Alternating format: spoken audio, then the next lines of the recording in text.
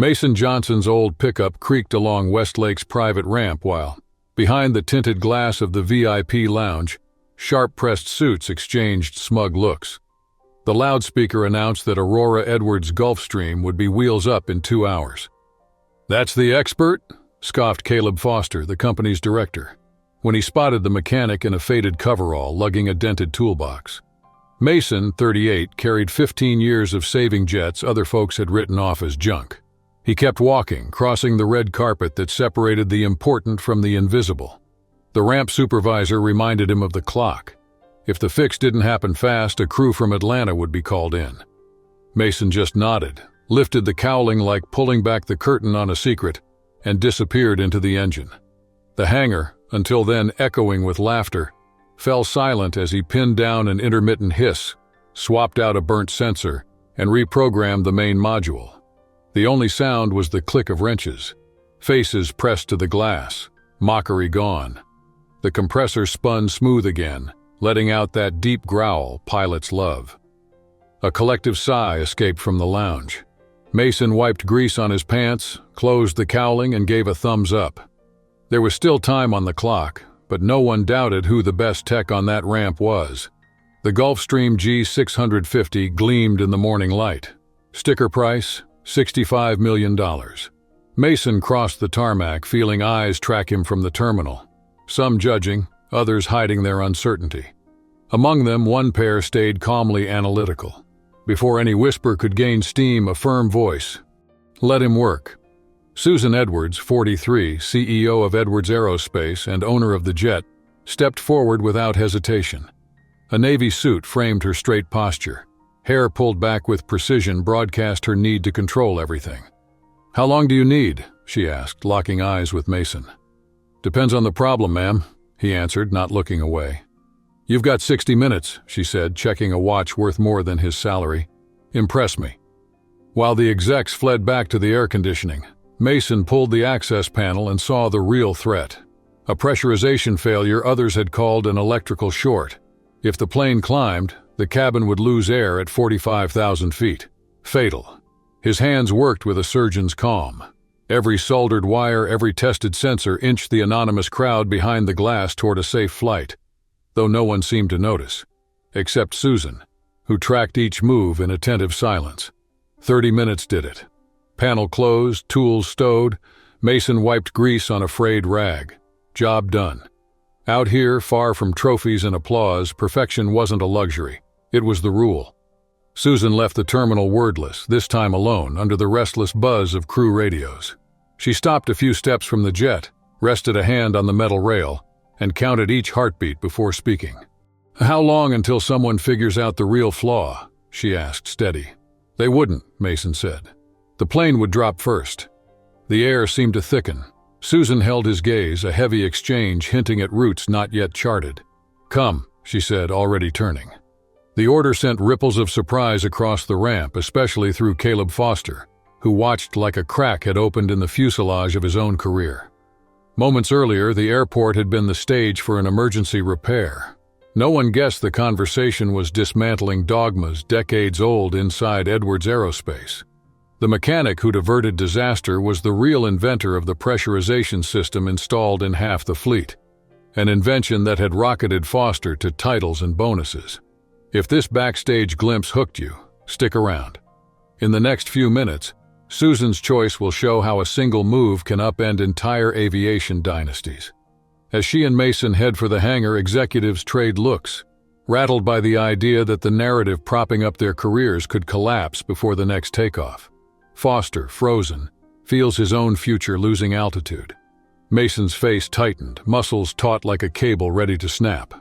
"My office, now," Susan ordered, voice unwavering. She turned and entered the restricted corridor of the terminal, where only a few badges unlock doors and silence is worth more than fuel. They advanced without a word. Only the rhythm of their shoes scratched the polished floor. The office blended glass and light wood, built for meetings that allow no distraction. Susan closed the door, pointed to the chair across the desk, and sat with a tablet already awake. "Full name?" she asked. "Mason Johnson," she typed.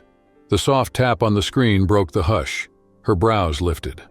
Mason Johnson, MJ, she murmured, fitting invisible pieces together. The same initials on every diagram of the G7 pressurization system. Mason didn't blink, but his fingers dug into the armrest. She swiped again.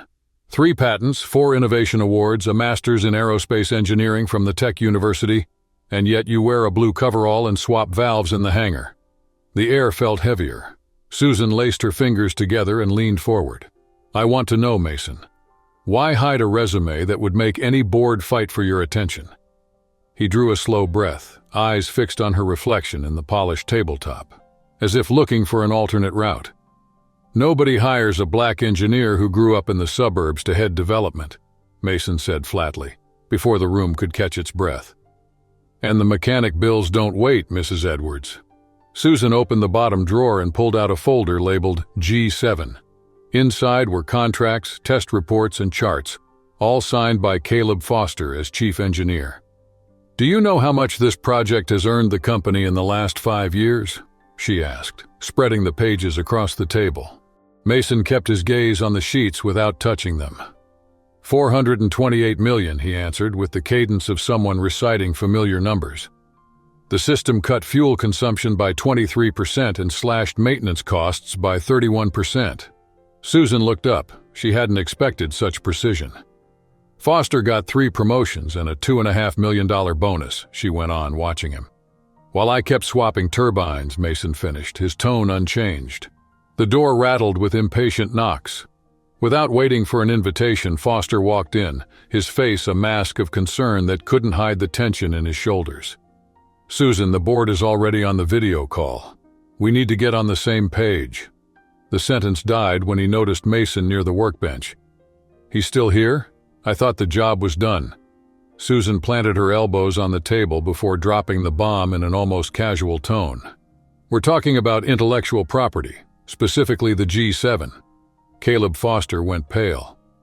I don't see what a mechanic could add, he said, trying to keep his voice steady. She slid a stack of pages across the glass top. These are the original sketches. Every page has the initials MJ. I traced them. They belong to Mason Johnson, a tech who passed through the development department 5 years ago. Foster let out a short laugh. Susan, that's ridiculous. The G7 was created by my team. He was just support. The door opened and Dr. Sophia Chun, Edwards Aerospace's general counsel, walked in carrying another folder. Sorry I'm late. I reviewed everything twice, she said, greeting Mason and giving Foster a cold look. The digital signatures on the source files belong to Mr. Johnson. No record points to your name, Caleb. Foster choked, rifling through the pages like someone looking for an exit. There must be some mistake, he muttered. He worked under my supervision. Any contribution from him was minimal. Sophia didn't move. She just raised an eyebrow, letting silence fill the room. Mason, motionless until then, felt that this moment could redraw his future, and maybe a lot more.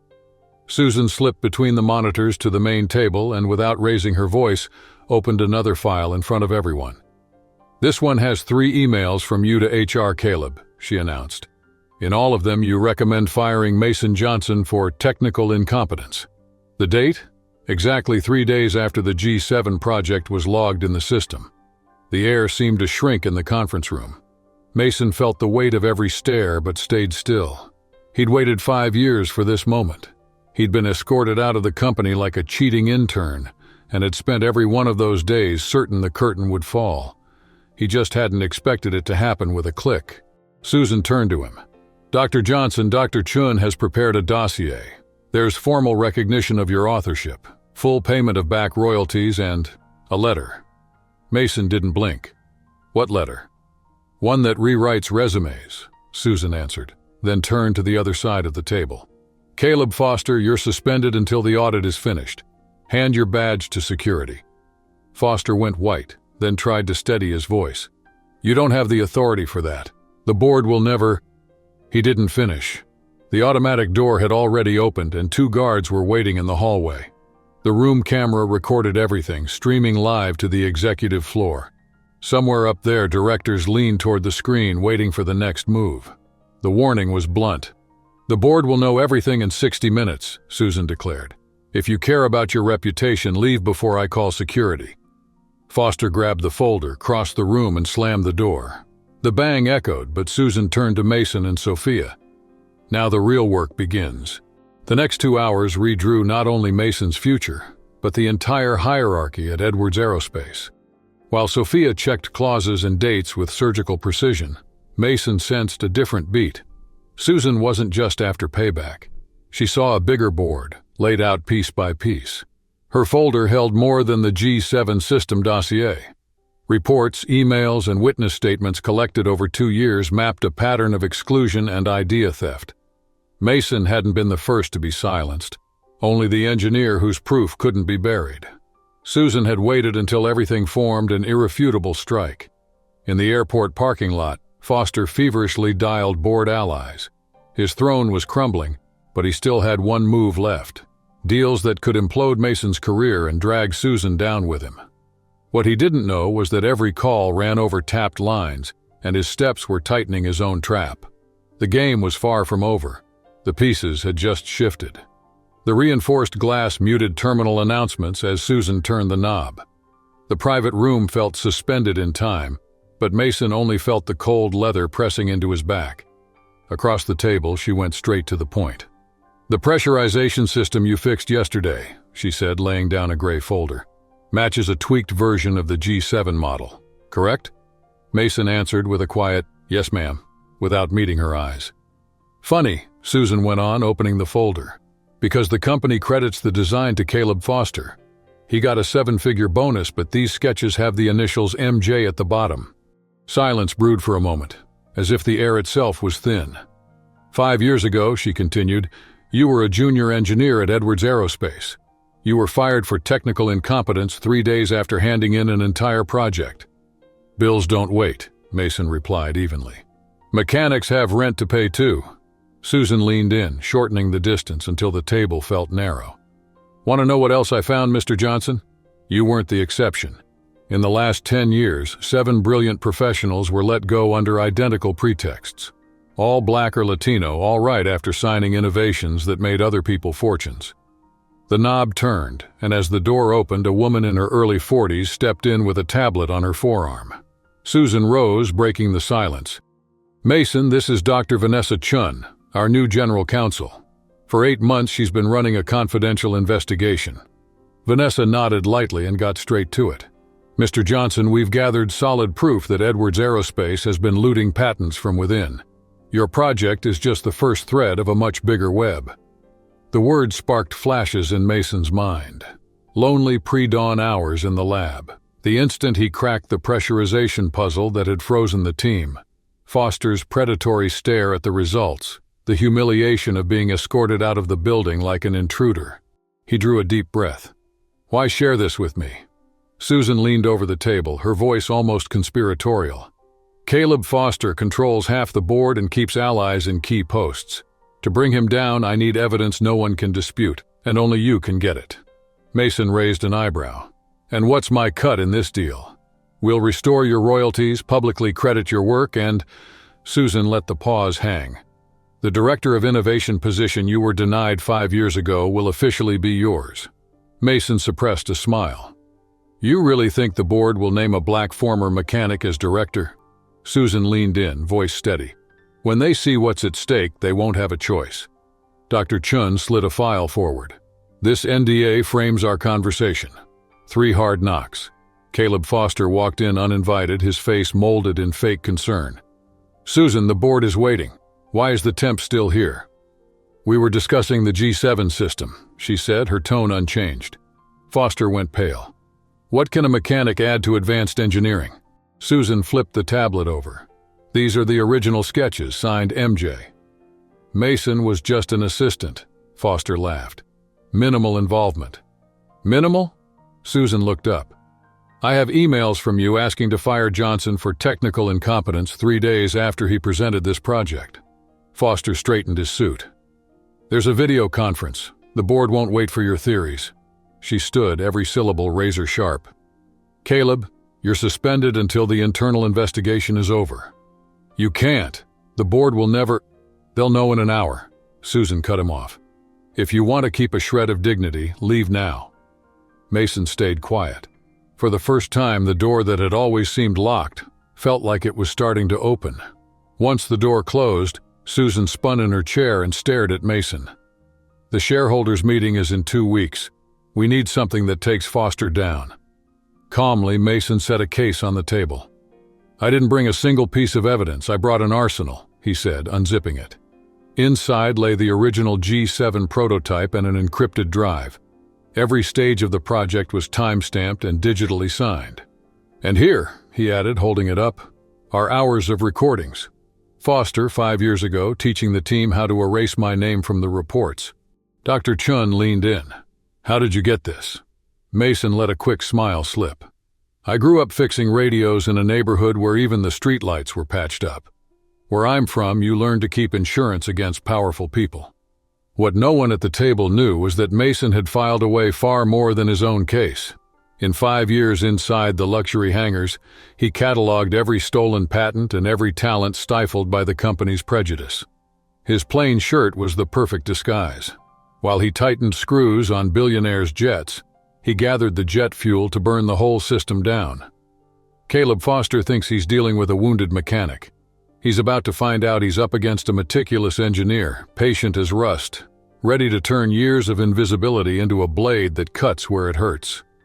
6 months later, Edwards Aerospace HQ no longer looked like the old fortress of gray suits. On the executive floor, faces from all kinds of backgrounds filled offices once reserved for a single type.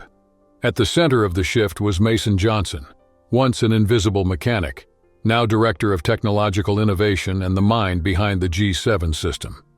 The change gained momentum at the emergency meeting, when Susan and Dr. Chen showed emails, reports, and finally the recording that exposed the old guard. Caleb Foster's voice echoed through the auditorium. "We need to get rid of this cocky mechanic. Take the system and erase her name.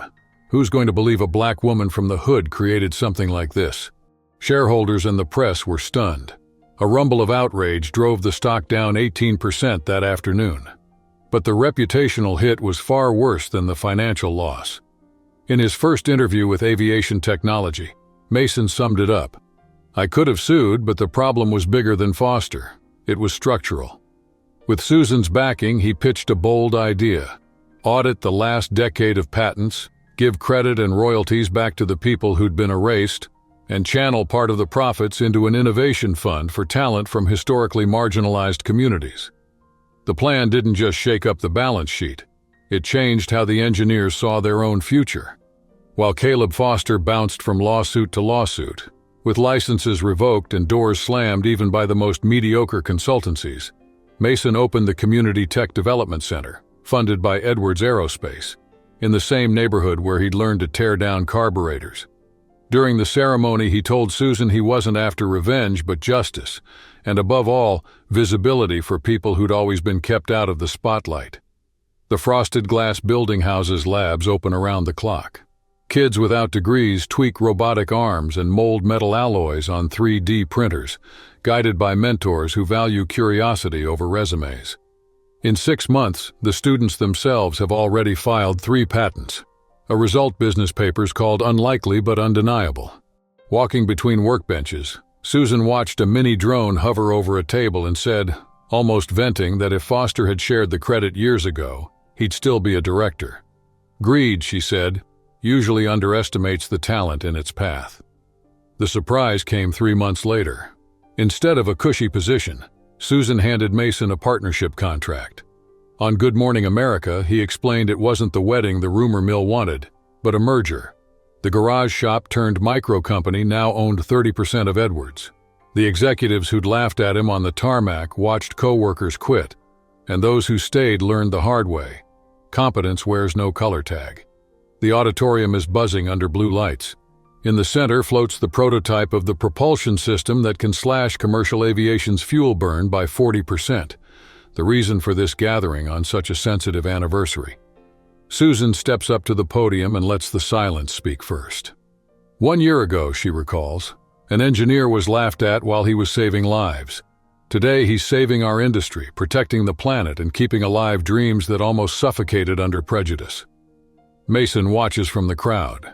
He spots faces that once looked away. Now they rise to applaud him. In their applause, he senses a mix of respect and calculation. But he also feels that something irreversible has taken shape. Engineering hallways now echo with different voices, accents, and hairstyles. Projects that used to sit in drawers are back on the table because the door finally opened. Between desks covered in sticky notes, Mason sees proof that the company is breathing different air. In the front row, one presence disarms him. Mrs. Johnson, 72, hands marked by years of cleaning offices where she rarely heard a thank you. Her tears say more than any slide. Right there, Mason grasps the essence of the turnaround. Progress isn't about climbing the wall alone, but knocking it down so no talent gets lost in the traps of old bias. He takes a deep breath. The audience falls silent, waiting for the next word. It's not time to close the story yet. What comes next needs to keep them alert, ready to discover how far this change can take them. True justice goes beyond the individual. It's built into the gears that decide who moves forward and who gets left behind. Mason started out as a mechanic on the shop floor and years later signed the contract that made him co-owner of an aerospace giant.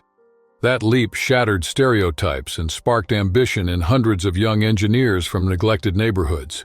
Soon, other companies launched similar programs, partly because society demanded it, partly because the visible success of Edwards Aerospace proved that turning diversity into practice delivers real results. These wins, however, haven't erased scars from decades of closed doors. They've turned those marks into fuel. Seeing the new class crowd the community lab, Mason knows his biggest trophy doesn't fit on a paycheck or a plaque in the lobby. It shines in the confident eyes of those who now arrive without the weight of doubt. The strongest answer to prejudice isn't winning alone, but paving a wide enough corridor so others can pass without hitting the same roadblocks that almost swallowed his dream. Thanks for sticking around till the end. If this story sparked something in you, drop a comment below. Subscribe to the channel and hit the bell so you don't miss the next chapters, and of course, take good care of your dreams and of the paths you can open for others. See you in the next video.